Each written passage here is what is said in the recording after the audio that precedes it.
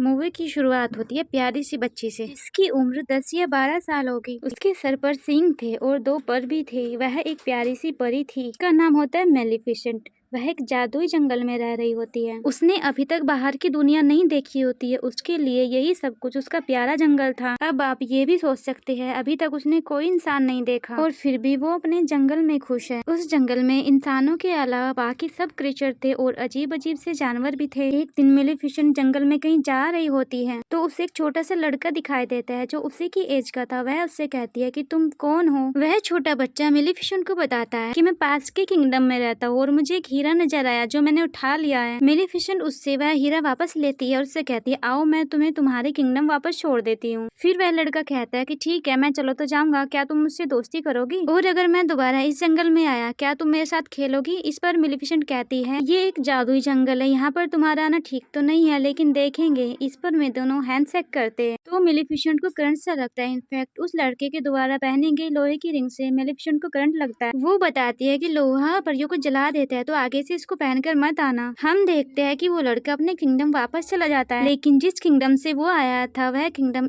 इस जंगल पर कब्जा करना चाहता है और इस लड़के के माँ बाप भी जिंदा नहीं थे। अब इन दोनों में बहुत अच्छी दोस्ती हो जाती है। अब इन दोनों के जहन में ये था ही नहीं कि हम दोनों के किंगडम एक दूसरे के दुश्मन हैं। अब से दोनों एक साथ खेलते और इसी तरह से कई साल गुजर गए और वह लड़का इस जंगल में आता जाता रहता था। मेलिफिसेंट और ये दोनों मिलकर खेलते थे। अब ये दोनों बड़े हो गए थे और दोनों ही 16 साल के हो गए थे और दोनों ही एक दूसरे को पसंद करते थे। मेलिफिसेंट को लगता था कि इंसान बहुत अच्छे होते हैं। उसको ये नहीं पता था कि उनमें लालच भी होता है। एक दिन मेलिफिसेंट सोच रही होती है कि उस लड़के को आए हुए काफी दिन हो गए हैं, पर उसको उस लड़के की एक बात याद आती है कि जब मैं बड़ा हो जाऊंगा तो उस किंगडम पर राज करूंगा और जो यहाँ पर किला है उसको भी मैं हासिल करूंगा। लेकिन मेलिफिसेंट को तो अभी तक नहीं पता था कि वह लड़का बहुत ही लालची था। एक दिन मेलिफिसेंट अपने जंगल में बैठी होती है। वह देखती है दूसरे राज्य का एक राजा अपने घोड़ों और सवारों के साथ उसके जंगल पर कब्जा करने आया है। मेलिफिसेंट अपने जंगल की परी होती है और वह अपने जंगल को प्रोटेक्ट करना अच्छे से जानती है। वह उठ खड़ी होती है। अब वह काफी पावरफुल होती है। वह उस राजा से कहती है कि तुम इस जंगल में नहीं आ सकते। इस पर राजा कहता है मैंने तुमसे तो नहीं पूछा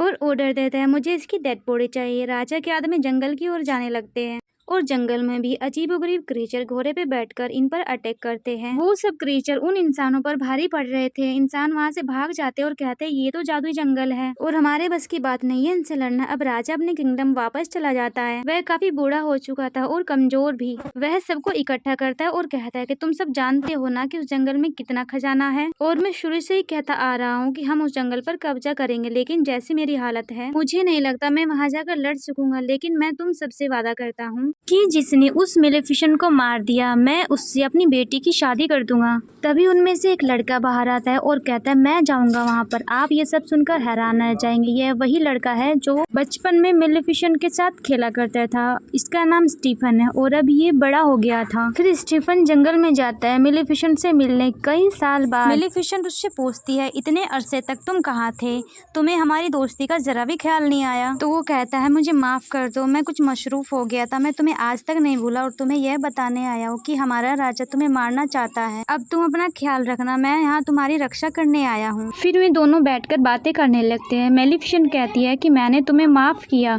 उसको नहीं पता था कि इंसान किस कदर तक बुरा हो सकता है। वह उस पर यकीन जो कर लेती है, लेकिन स्टीफन बहुत लालची होता है। वह उसको पानी में एक मेडिसिन घोलकर देता है जिससे वह बेहोश हो जाती है। उसके बाद स्टीफन चाकू उठाता है, उसको मारने लगता है, लेकिन वह नाकाम रहता है। फिर हम देखते हैं अगली सुबह जब मेलिफिसेंट की आंख खुलती है तो उसको पर नहीं होते, वहाँ पर उसके जख्म हुए होते, जिसको देखकर मेलिफिसेंट को अपनी आंखों पर यकीन नहीं होता और वह चिल्लाने लगती है, रोने लगती है, क्योंकि अब उसके खूबसूरत पर उसके साथ नहीं रहे थे। अब वह परों वाली परी नहीं रही थी। दूसरी ओर हम देखते हैं कि स्टीफन मेलिफिसेंट के पर लेकर राजा के पास आया था और राजा से कहता है कि यह लो, मैंने अपना वादा पूरा किया। राजा इससे बहुत खुश होता है। फिर राजा उसे मेलिफिसेंट के पर लेकर उसे उस किंगडम का राजा बना देता है। यहाँ पे स्टीफन का भी ख्वाब पूरा हो चुका है। दूसरी ओर हमें जंगल में मेलिफिसेंट दिखाए जाते हैं जो कि काफी उदास होती है क्योंकि वह उड़ नहीं पा रही थी। एक दिन वह जंगल में कहीं जा रही होती है। वह देखती है कि एक शिकारी कौवे को पकड़ रहा था। वह उसको मारने वाला होता है। उसको ये सब चीजें बर्दाश्त नहीं हो रही थी। वह अपने जादू से उस कौवे को इंसान बना देती है और वह शिकारी वहाँ से डरकर भाग जाता है।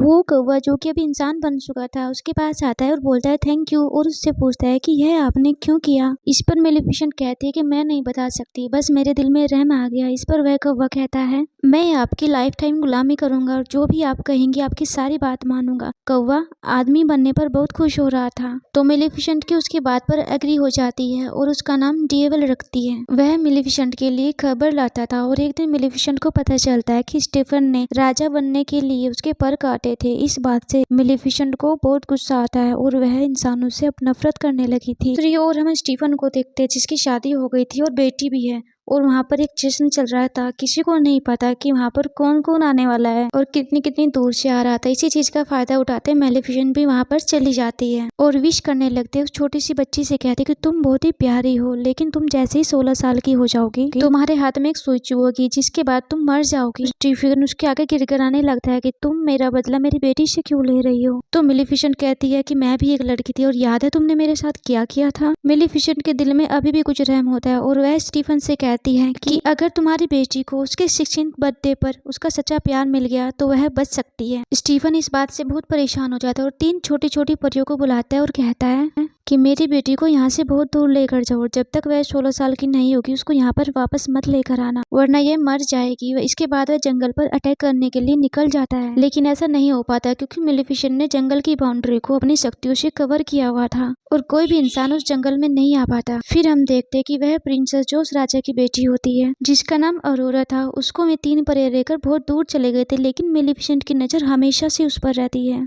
किस जगह और क्या कर रही है। मेलिफिसेंट उसको डराने लगती है। वह छोटी बच्ची अरोरा मेलिफिसेंट को देखकर हंसती है। अब मेलिफिसेंट का दिल भी उसके लिए सॉफ्ट होने लगा था क्योंकि मेलिफिसेंट एक अच्छी परी थी। वे 3 परियां जो प्रिंसेस अरोरा की देखभाल करती थी बहुत ही केयरलेस किस्म की थी और मेलिफिसेंट हमेशा प्रिंसेस की जान बचाती थी, कभी पहाड़ से गिरने से और कभी पेड़ों से गिरने से। वक्त के साथ साथ प्रिंसेस अरोरा बड़ी होने लगती है, यानी अब प्रिंसेस अरोरा पूरे 15 साल की हो गई थी। यानी अब उसका क्रश पूरा होने में सिर्फ 1 साल ही बचा हुआ था। वह 3 परियां उसको जिस जगह पर लेकर आई थी उस जगह के आसपास बहुत बड़ी बड़ी दीवारें थी जो लकड़ियों की बनी थी और प्रिंसेस अरोरा ने अब तक बाहर की दुनिया नहीं देखी थी जैसे मेलिफिसेंट ने नहीं देखी थी।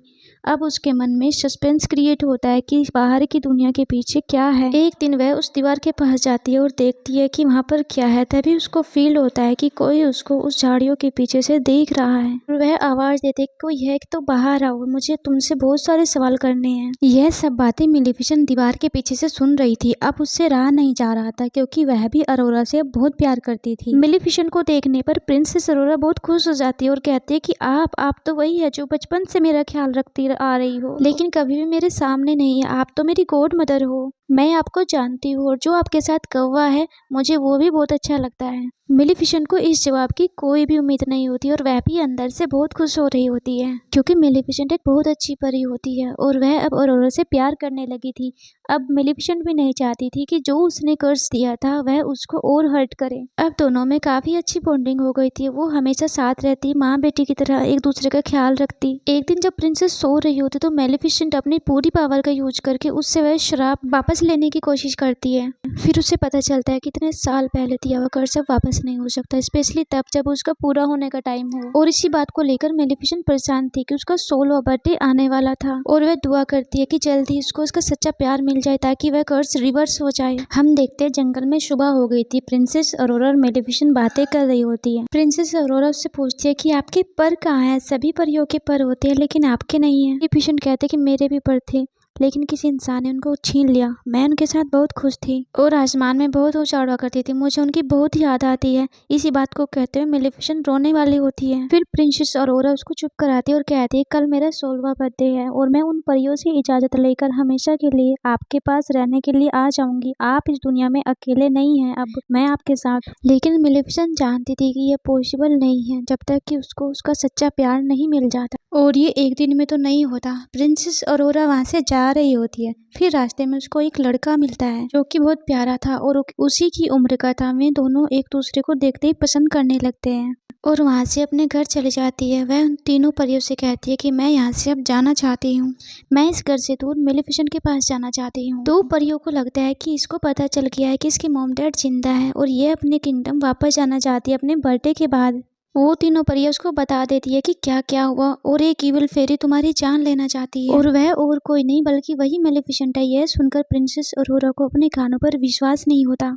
प्रिंसेस अरोरा वहां से निकलकर मेलिफिसेंट के पास जाती है और उनसे पूछती है कि जो भी उन तीनों परियों ने बताया है क्या वो सब सच है। इस पर मेलिफिसेंट कहते हैं कि हाँ ये सच है, मैंने तुम्हें कर्ज दिया था और अब मेरा दिल बदल गया है। मैंने सिर्फ तुम्हें तुम्हारे फादर की वजह से कर्ज दिया था। मैं भी अब नहीं चाहती कि तुम मर जाओ, मैं तुमसे बहुत प्यार करती हूँ। लेकिन प्रिंसेस अरोरा ये सब सुनकर बहुत ही हर्ट होती है। प्रिंसेस अरोरा वहां से चली जाती है, वह सीधे अपनी किंगडम चली जाती है और जाकर महल में अपने फादर के साथ गले लग जाती है और कहती है कि डैड मैंने आपको बहुत मिस किया, मुझे लगता था कि मैं अकेली हूँ। इस पर राजा बहुत गुस्सा करते हैं। उन तीन परियों पर उन्हें कहते हैं कि जब मैंने बोला था कि इसके 16 बर्थडे से पहले तुम उसको नहीं लेकर आना, फिर भी तुम क्यों लेकर आए। और यह कर्ज जब पूरा होने वाला है वह ऑर्डर देते हैं कि इसको वहीं वापस ले जाओ या फिर इसको कहीं बंद कर दो जहाँ पर कोई भी सामान ना हो और ध्यान रहे ना उस कमरे में कोई आए और ना ही कोई जाए। लेकिन वह राजा उस कर्ज को कम थोड़े कर सकता था। जैसे ही प्रिंसेस का 16 बर्थडे आता है वह खुद ब खुद उस जगह पर चले जाती है। उस रूम में बहुत सारा सामान पड़ा हुआ था, बहुत सारे व्हील पड़े हुए थे और वहाँ पर वह सुई भी रखी हुई थी जिससे उसको कर्ज होना था।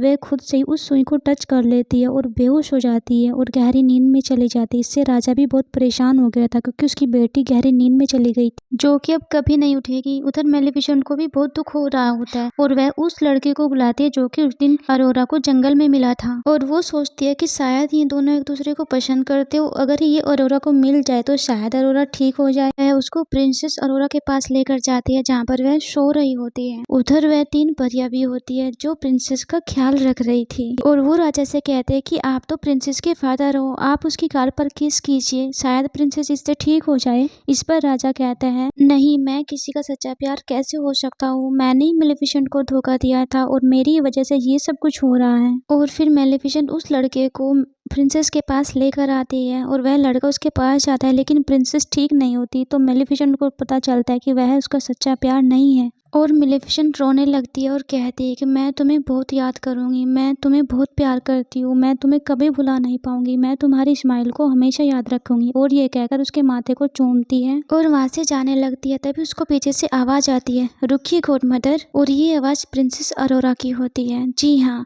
प्रिंसेस अरोरा का ट्रू लव सच्चा प्यार मेलिफिसेंट ही थी क्योंकि मेलिफिसेंट उसको दिल से प्यार करती थी। प्रिंसेस अरोरा मेलिफिसेंट से कहती है कि मैं अब आपके साथ जंगल में ही रहूंगी और उसको लेकर जाने लगती है। तभी स्टीफन के लोग मेलिफिसेंट के ऊपर एक जाल डाल देते हैं जो कि एक लोहे का जाल था जिसमें मेलिफिसेंट बेबस हो जाती है और वह अपने कौवे को ड्रैगन बना देती है। वह कौवा जो कि अब ड्रैगन था वहाँ मौजूद सारे लोगों को चला जाता है और मेलिफिसेंट आजाद हो जाते हैं। तभी वहाँ पर आता है किंग स्टीफन अपने लोगों के साथ और उन्होंने लोहे की शील्ड पहनी हुई थी जिससे वह मेलिफिसेंट को हमेशा के लिए मार दे। उधर प्रिंसेस अरोरा को मेलिफिसेंट के पर मिल गए होते हैं जो मूव कर रहे होते हैं जैसे कि उन्हें पता चल गया हो कि उनका मालिक यहाँ पर मौजूद है और प्रिंसेस अरोरा उन परों को आजाद कर देती है जो खुद ब खुद मेलिफिसेंट से जाकर लग जाते हैं। और अब मेलिफिसेंट फिर से उड़ने लगती है और अपने साथ स्टीफन को ले जाती है लेकिन वह उसको बिल्डिंग से नहीं गिराती और इसके बाद स्टीफन उस पर खुद से अटैक करने लग जाता है जिसके बाद वो दोनों ही बिल्डिंग से नीचे गिरने लगते हैं।